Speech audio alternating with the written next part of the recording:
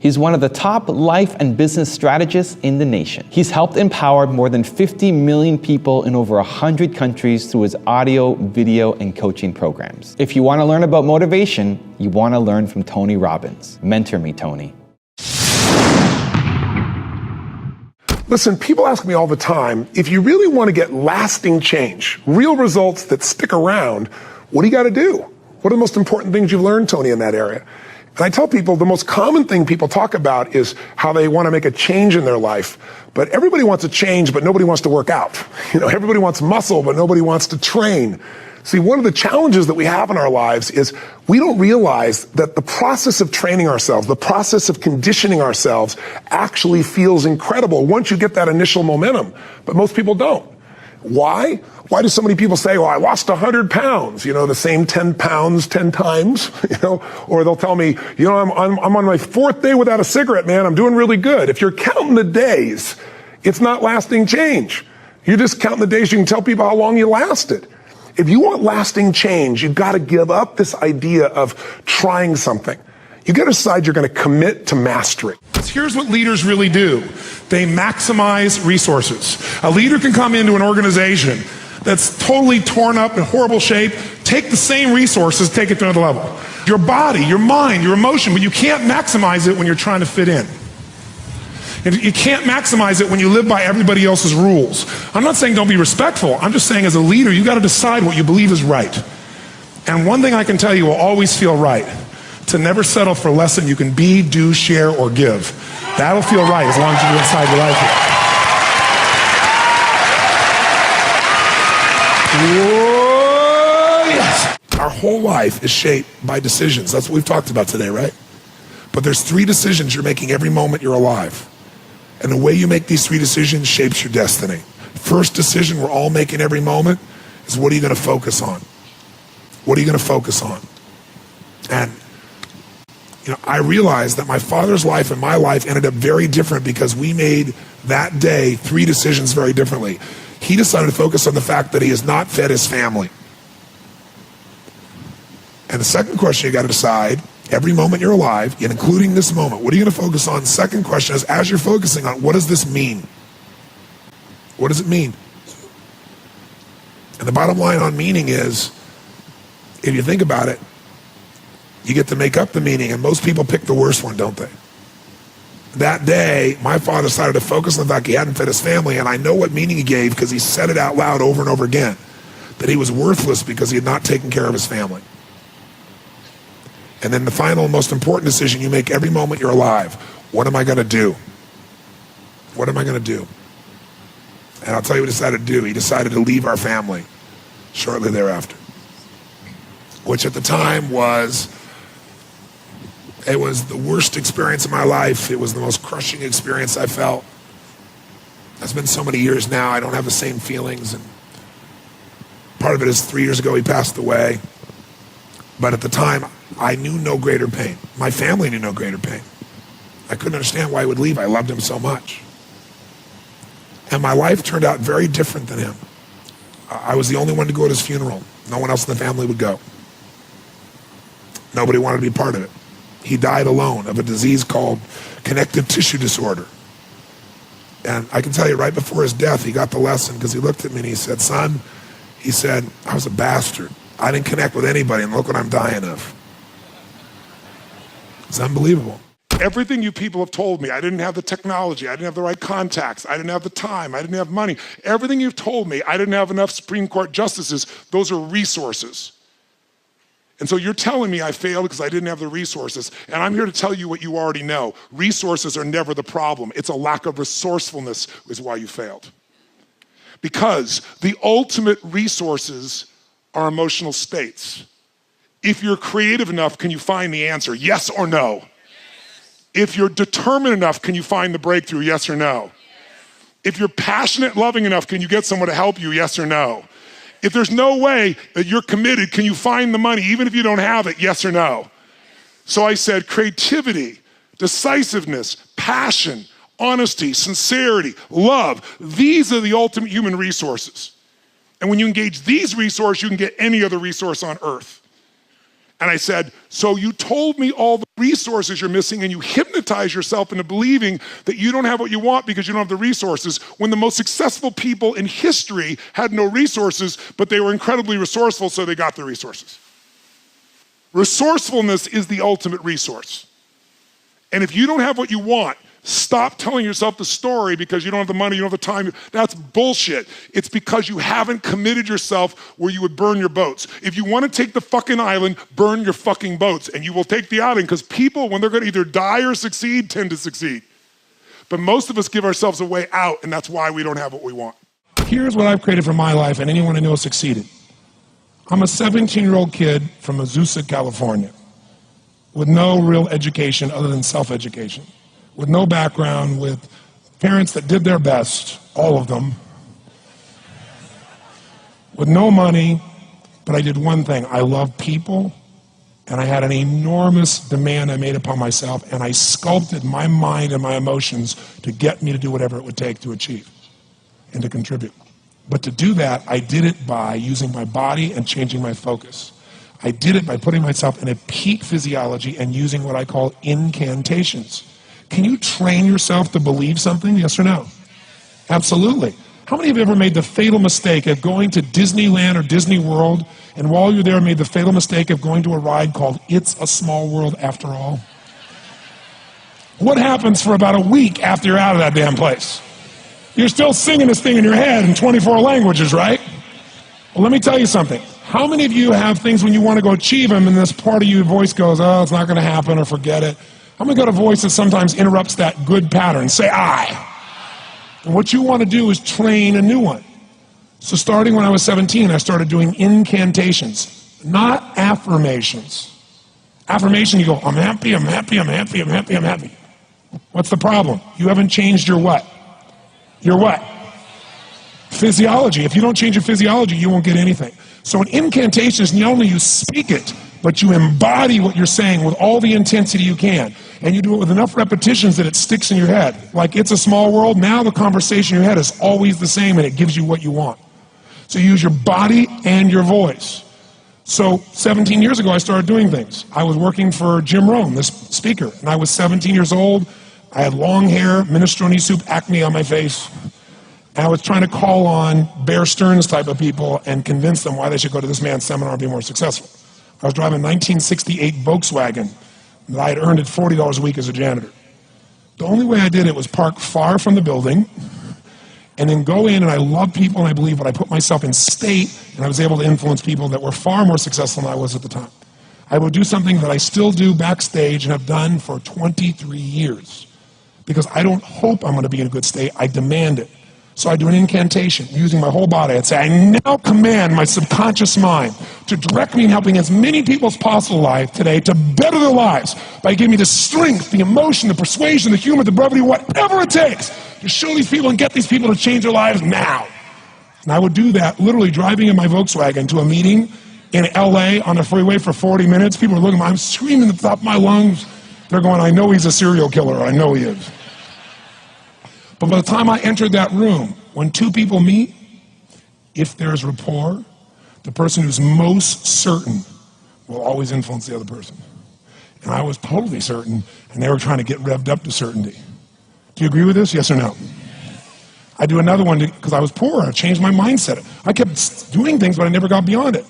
I'd say God's wealth is circulating in my life. His wealth flows to me in avalanches of abundance. All my needs, desires, and goals are met instantaneously by infinite intelligence, for I'm one with God and God is everything. And I would imagine the abundance of my life, and I would feel so grateful.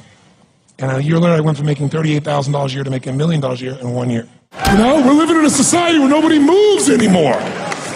What do we like today? How do people get injured today? They don't get injured smashing into people, playing football and everything else. They get injured typing, right? You know, picking up a pencil.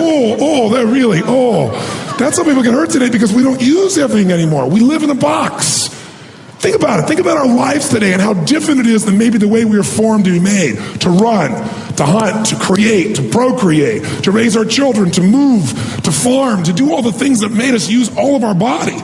Today, what do? You wake up and you have this box life. You have a box breakfast, right? You get in your box car, you drive to your box office, You float up a box elevator. You don't use the stairs, of course, right? You go to your box office where you type on a box, talk on a box, right? Go into a box room for meetings, right? Sure enough, got a little box you can type on, listen to music on, box, have your box lunch, drive your box home, or get in the train or subway and another box home, get home to your box, and then turn on the box, type on a box, message on a box, and maybe go get a cylinder to change your state, right? Maybe. And most people's idea of exercise in our society today is fill the tub, pull the plug, and fight the current. That's the world we live in today. Michael Gerber, the guy that wrote the E-Myth, talks about why so many young businesses fail. And one of the things he says is most people are not really entrepreneurs, but they think that's what they should be. They think that's the sexy thing. That's the most attractive thing. That's the best answer. And what I say to you is you got to separate the vehicle from the outcome. What is it that's going to truly fulfill you? What is it that's going to give you that extraordinary life? What's going to make things magnificent on your terms, not somebody else's terms, not your father, your mother, your background? What is that really? Separate the vehicle, because there's many ways to get to that vehicle. But I'm saying sometimes you got to reevaluate what's going to really make you fulfilled. What is your gift? Are you an artist? Are you the talent that can produce something no one else produces as a skill or a product or a service or some impact? Are you incredibly good at management?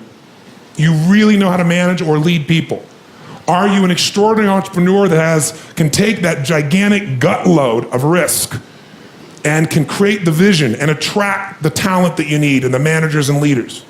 You may have all three abilities, but which one really fulfills you the most is going to be the critical question. Because we tend to want to do them all, especially in a room like this, because you're all overachievers, right? Me too. And you say, well, I can do all these. Yes, you can, but what will it do to your quality of life? See, again, the secret's going to be this. What is an extraordinary life on your terms today? Getting clear about that. At this stage of life, where you are, where you want to go. And when you think in terms of outcomes and not activities, pretty soon, some of the activities on your list you don't even need to do to get the outcome. You find a better way to get the outcome quicker. Now, how do you do that? Yes, 3 questions. Question 1, what is my result? What is my outcome? What is it I really, truly want from this? If you're going back next week, and you say this next week, what are the most important outcomes for me to get this week in my business? And you just write those outcomes out, not your action items, the outcomes. If you do that and nothing else, you'll be ahead of the game. And if you just keep looking at those outcomes every day, how am I doing on that outcome? Your brain will come up with ways to get to that outcome. I promise you. Focus on outcomes, not on activities. Action for most people, activities, most people may mistake movement for achievement. They mistake action items and to-dos for achievement. We're after the achievement. Are you with me on this? Yes or no? Yes. It's a different way of thinking, and I think all of you inherently have it, but if you make this ritualized, just like the things you've learned this week, they're all great, but if you don't systematize them, they'll work when you do them. But if you systematize them, right? And you see, like Mr. Hallman here, where he goes in and just does it and makes sure it's being done again, or what you've seen Chet do, or what I do. You just do it over and over again, you don't miss it. Now the results are geometric. So I want to get you to systematize the thinking, whether you do it visually the way I'm going to show you or not. So, first question, what's the result I'm after? What's the ultimate result? What do I want out of this week, out of this thing, out of my business, out of my life, for my body? And you want to be as possible when you describe that outcome, that result, as what? As clear and specific as possible. Generalities will confuse you. Whenever you don't learn, it's because someone is trying to teach you in a different way. And the different way is, I was a good student in school. I liked learning. Until I got to junior high school, where I liked all subjects until I got to there, when math became algebra, geometry, and trigonometry. Because when I got there, I totally hated it. So I had no motivation to really learn it. And with no drive to learn something, you don't. But then secondly, since I wasn't driven, it was also the class that usually had the most homework. And if you didn't do the homework and you came in the next day, it was like being in a foreign language class. The hypotenuse of XYZ over, and all I'm hearing is, My brain's searching, going, don't know what that is. So then I would raise my hand to ask a question, which is not a good thing to do in that environment. So I'd say, well, what is a hypotenuse? And they go, oh, that you don't know? That's really like that you don't know. So if you want to learn something, if you're not learning, it's not that you're not smart. It's not that you can't figure it out. It's that the person is explaining it using references you don't have. So I've learned things like quantum physics. I've learned things like nuclear power from physicists. I'll say, okay, explain to me how that's like an orange, right? How's that at least like a solar system? Something I understand. And sure enough, once they make that linkage, you got it. You understand the relationship, you understand what things are. Life will pay whatever price you ask of it. But you know what's interesting? You got to ask intelligently. In the Bible it says, ask and you shall what? Yeah, pretty good formula. You ought to look into it. But you know what? It says ask and you shall receive, but I'm sure it meant ask intelligently. I'm sure that's what God meant. I'm sure he didn't mean bitch and you will receive. Whine and you will receive. I don't think that was the instruction. Now, if you were going to ask intelligently, there might be 5 elements of that. Number 1, you'd have to ask specifically, wouldn't you? You wouldn't ask in a general way. People do it all the time. They go, I want more money. Fine, here's $1, get out of here. Very often you're getting what you're asking for. You're just not aware of how general you're asking. Clarity is power. The more clear you are about exactly what it is you want, the more your brain knows how to get there. Your brain is a servo mechanism. It's like a bomb. Those bombs, those missiles, they have a servo mechanism. So if the target moves, it knows what the target is, it follows it. Your brain, when you condition it, knows exactly what to go for and it'll find a way to get there. Did you ever buy a certain outfit or a certain car and suddenly see that car outfit everywhere? How many of you have had that experience? Say, aye. How come that car outfit's everywhere? It always was everywhere, but now you notice it. And the reason is because there's a part of your brain called the reticular activating system, the RAS. That part of your brain determines what you notice and what you don't notice. Your brain spends most of its time trying to make sure you don't notice because you'll go crazy if you notice everything. But when you decide what's most important to you, your brain goes after it. Everyone I know who's successful builds what I call an RPM plan. An RPM is built on the metaphor that the way to get from where you are to where do you want to go to the fastest is you got to build power, like in a car, RPMs. And the R stands for they know the result they're after. They know what they want precisely. If you don't know exactly what you want or you let yourself get beyond that into something general, you're not going to achieve it. Clarity is power. You got to know the specific result you're after. What do you want?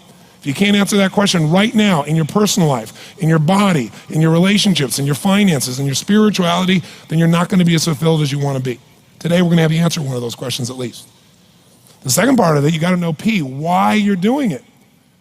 Because you know what? You may get a big goal. Somebody says, I want to make $1 billion. I want to bring peace to the earth. Why? Because as soon as you come up with a goal, all the obstacles show up. And unless you've got enough emotional drive to break through that, you're never going to discover what it really takes. So you got to get yourself past that. And the way to get past that is have enough reasons. Reasons come first, answers come second. This man did not know what he wanted. He did not have enough reasons. To ask intelligently, you got to ask specifically. To ask intelligently, you got to know why you want it, have enough drive to make it happen, enough juice to make it happen. If you don't have enough reasons, you will not make it happen. And the M is, what is your massive action plan? What is going to get you to actually fall through? Because the first plan's not going to work and the second plan's going to work, so you better have enough plans that if the first 2 don't work, you still got something else. Otherwise, you're going to be having excuses why it didn't work. So asking intelligently requires that. So if we're going to be extraordinary in our results, we've got to be in an extraordinary state. We've got to know what we want and we got to go use it. Thank you guys so much for watching. I hope you enjoyed. I'd love to know which of the clips was the most motivating to you and why. Leave in the comments below. I'm going to join the discussion. Thank you for watching. Continue to believe, and I'll see you soon.